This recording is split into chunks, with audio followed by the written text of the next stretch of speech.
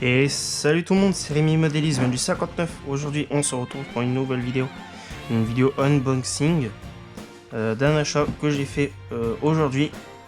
Donc c'est un Short Course HPI Blitz version Scorpion je crois, il me semble. Bon c'est pas écrit mais c'est ça dit, voilà. Alors, nous allons déjà l'ouvrir. Donc avant... on a, bon, désolé si vous voyez pas trop, il y a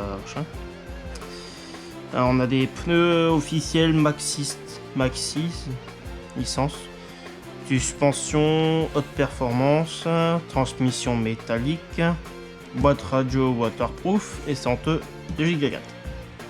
Bon, c'est un RTR, une très hydromotrice, waterproof et carrosserie prépeinte. Voilà.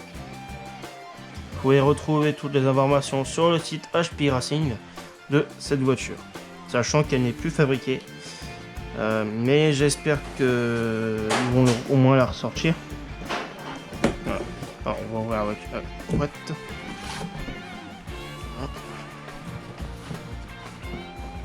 Voilà, bébête. Désolé, je vous reprends juste après. Alors, désolé. Alors, on se reprend. Alors, on peut voir sur le carton, ici, bon, je reprends avec mon téléphone. Ici, nous avons en option un combo brushless Robot Joby Wing pour le flux, avec un moteur 5700 kV. Ici, les batteries à NiMH, en plus d'autonomie. Nous avons le chargeur en option. Nous avons en option aussi des amortisseurs hydrauliques, des pneus HB Racing. Système de direction haute performance, un roulement à billes, un support moteur en aluminium en option et des cardans CV. Alors je vais sortir la voiture. Alors déjà ici nous avons une radiocommande 2 Go 4 HPI, c'est la TF40. Voilà. On a une bonne prise en main. Pour l'avoir essayé tout à l'heure, d'ailleurs vous allez pouvoir voir la vidéo du premier essai que j'ai fait moi à la fin de la vidéo. Voilà. On a quelques potentiels de réglage, dual rate, gaz frein, débattement de direction et encore quelques réglages ici. Bon, on ne voit pas trop sur la caméra, mais si on a quelques réglages à faire, on peut faire. Ici nous avons aussi pour une fonction normale et France mode. On va voir ce que ça donnera, il faudra que je lise la notice. Justement, ce qui est bien, c'est que, et c'est ça qui est rare quand j'ai eu la machine, c'est qu'il y avait le carton d'origine, notice et chargeur, même la batterie. Alors, nous avons la notice qui est ici, en plusieurs langues. Donc quand on voit ici juste en dessous, anglais, allemand, français et japonais. Voilà. Bah, pas vous la faire à lire de toute façon. Je vais juste vous la faire montrer un peu vite fait en enlevant le carton. Ici c'est tout ce qui est instruction par rapport aux variateurs, récepteurs et tout ça. C'est surtout les instructions de prévention tout ça. Et sur le côté. Je vais enlever le carton, ici on a le chargeur. Hop.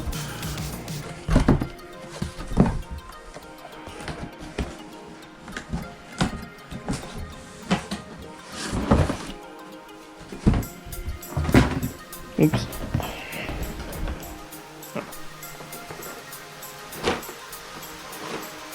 Donc on est sur du charbon, on n'est pas sur du brushless.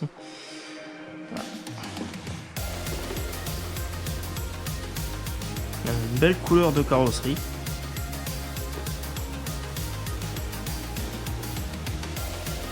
Je vais vérifier un petit truc vite fait. Voilà pourquoi je vois pas beaucoup. Mon rétroéclairage était à 0. Donc ça fait que vous voyez très bien.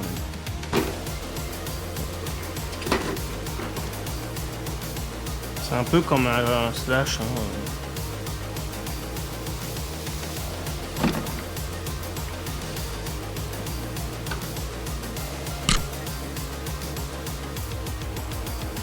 Le châssis est en bon état. Il est même pas rayé. L'ancien propriétaire l'a à peine roulé, 2-3 pattes comme il m'a dit.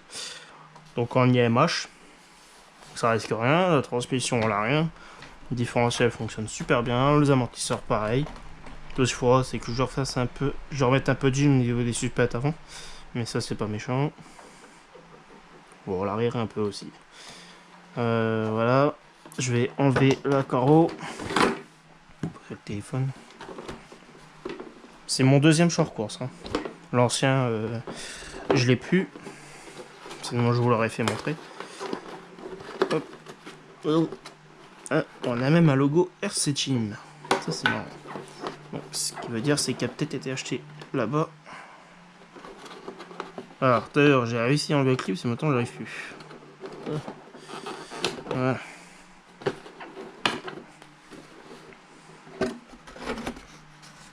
On a une manufacture à peu près pareille qu'un Timaso RC10, surtout au niveau du train arrière. Ici par rapport au niveau des renforts de tourelle qui se fixent aussi sur le support moteur, enfin le carter moteur, tout ça ici, qui est fixé aussi au pare-choc arrière, qui est d'ailleurs très flexible, comme vous pouvez le voir. On a des pseudo-amortisseurs ici, comme vous pouvez le voir. C'est très flex. Ouais, on a un moteur charbon. Je sais plus c'est à combien de tours. Je crois que ça va être un 30 tours, mais je suis pas sûr. Ou un peu en dessous. Les pneumatiques, ils sont en excellent état. Ils ont un bon grip. Ils ont l'air neufs même. Voilà. On a des biellettes à pas inversé. Lab.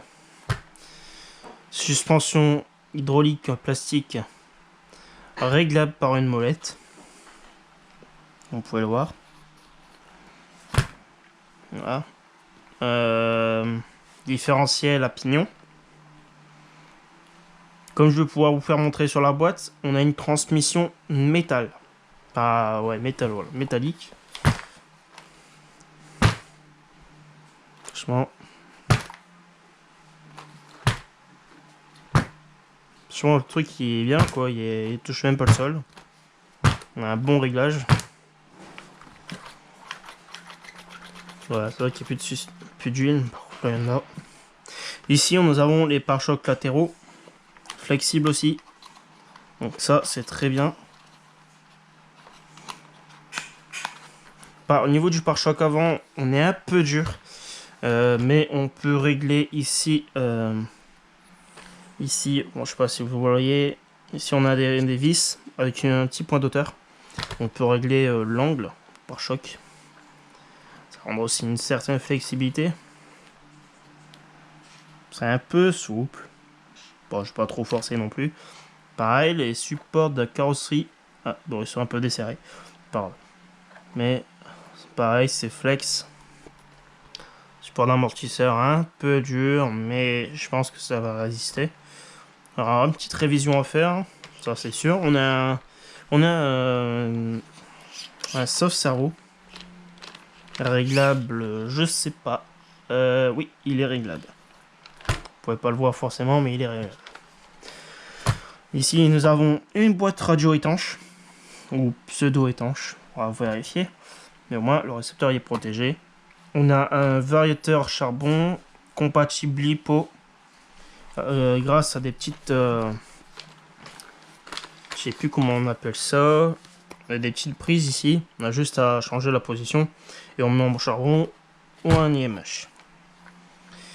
Là on a un support batterie assez spécial parce que en fait il suffit de dévisser ces petites molettes pour pouvoir retirer le support de batterie.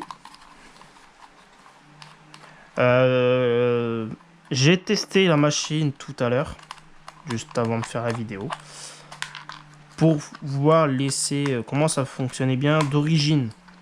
Parce que, comme pour certains qui le savent, toutes mes voitures, je les passe tout le temps en brushless. J'ai jamais d'origine, même pour le thermique, je les passe en brushless. Voilà, une petite molette comme ça. on a une batterie NiMH de 1800 mAh. Alors encore un peu de shed. 7V2 hein, qui marche super bien. Voilà. Et on a des blocs de mousse pour caler la batterie. On en a deux. Voilà. Deux blocs de mousse. On peut régler cette pièce qui est ici, on peut la retourner je crois. On peut faire un réglage pour mettre une 3S, 2S ou quoi. Voilà. Support de carrosserie réglable. Pas dit mais ils sont réglables en hauteur. Voilà. On a les petites bavettes en caoutchouc ici, les pare-boues. Ça j'ai jamais eu moi sur mon ancien short course. Voilà. Franchement des belles pneumatiques. Bon ils sont un peu à l'envers mais c'est pas méchant. On a un slipper. Pardon, on a un slipper. Bon, ici on a un cache qui s'enlève caoutchouc pour pouvoir régler le slipper. On a un beau carter plastique. Voilà. Pour ce qui est du châssis, un de plus simple, on a un long skid plate ici. Elle est rigide. On va voir ce que ça donne dans le temps, sur circuit surtout. Il existe des options métal. Alors skid plate, t'as vu. Voilà. Ce que je peux dire d'autre sur la machine, bah pas grand chose. Il restera plus que vous avez plus qu'à voir la vidéo de l'essai de l'engin. On va faire montrer vite fait la notice sur un truc. Je vais vérifier. Voilà, on a des options de carrosserie, tout ça, pneus pour les huiles. On a les références des pièces. On a l'éclaté de la voiture sur la notice. Bon, moi sur mon retour caméra on voit pas trop, mais je pense que oui, pour vous. On a toutes les références. Voilà. On a tout ce qui est réglage, débattement de suspension, avant-arrière. On a toutes les pièces ici en ref. On a pour le programmable du variateur, pour le passer en IMH. Il fait aussi du life. Des batteries life, moi je m'en sers jamais de ça, ou LiPo, 2S bien évidemment. Voilà, là on a quelques instructions pour l'entretien et tout ça du véhicule. Là c'est les instructions de la radio, programmation. Voilà, c'est un peu basique j'ai envie de dire. Il ne restera plus qu'à voir au niveau de la révision. Voilà. Ah, c'est du japonais, hein, comme je disais. Plusieurs langues. Voilà. Donc, j'espère que cet unboxing vous a plu. Je vous souhaite un très bon visionnage au niveau de l'essai vidéo. Que c'était pas filmé par mon téléphone, pas suite de mon père. Donc, j'espère que ça ira bien. Sinon, vous pourrez voir la vidéo. Vous pourrez voir plusieurs vidéos sur ma chaîne de cet engin sur circuit et hors circuit. Donc en extérieur devant chez moi. Et donc voilà. Et c'est tout pour cette vidéo. Je vous souhaite une excellente bonne journée, une bonne soirée. Ça dépend quand vous regardez. Allez, salut tout le monde et à bientôt pour une prochaine vidéo. Ciao, ciao.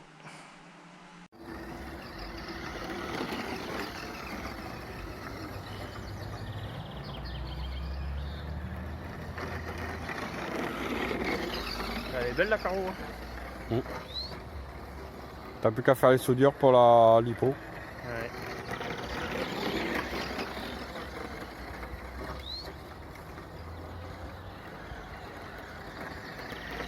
Et je crois que les chevaux ils commencent à avoir l'habitude. Oh, mais ils ont l'habitude avec moi.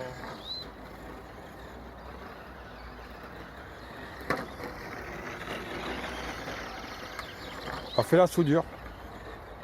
Il restera plus quoi. Bah pour du NiMH, franchement ça marche bien.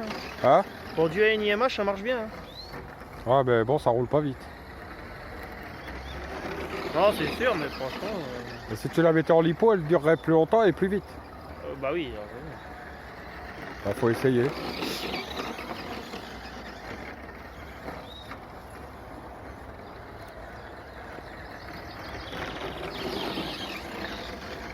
Ah, la radio elle est sensible, c'est un truc de fou quoi. Le cerveau il est rapide en plus. De direction. Ouais.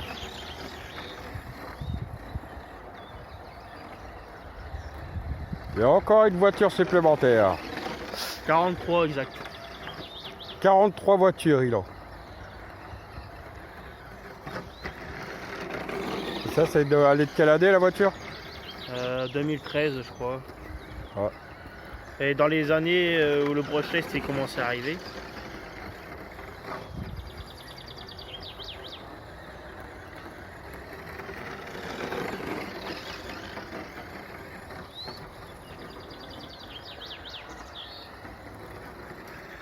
Ça va, elle a un bon comportement, les amortisseurs. Ouais.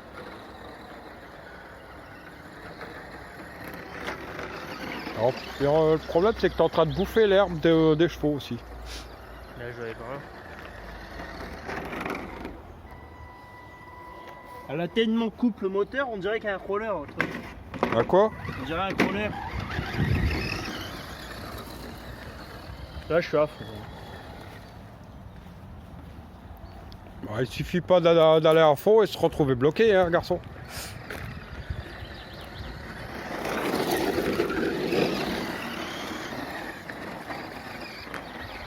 Une voiture entièrement d'origine.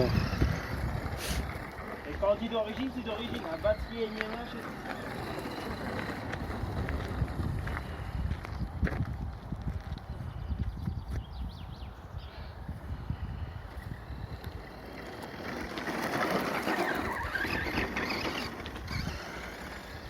Bon, bah, fin de vidéo.